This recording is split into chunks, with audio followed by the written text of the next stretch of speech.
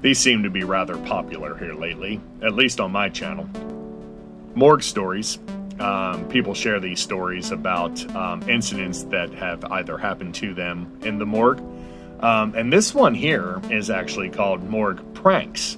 And this storyteller tells us that his uncle had run a morgue, and he tried to get his children involved in the business, and they were having nothing of it. So the uncle reached out to his brother and said, hey, maybe the nephew can come up here and take a stab at this business. He was 17 years old, and he was like, hey, why not? I'll give it a shot, because he wanted to be able to turn the business over to somebody within his family. So, of course, the cousins thought it would be a hilarious prank to play on their cousin that was coming up to learn the ropes of the business and actually hide in body bags and leap out at him when he came down to check things out. So, yeah, from what we see here, he did not want to continue on in that business. Another story called Moving Bodies.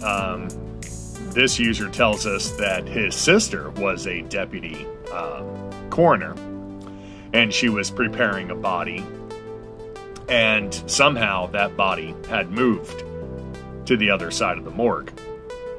She was so terrified that she ended up calling her mother and was like, what the hell is going on down here?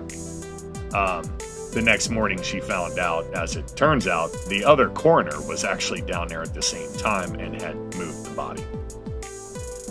So this person's not a morgue attendant, but rather they were a medical student that was going through anatomy and had a cadaver that they had to dissect.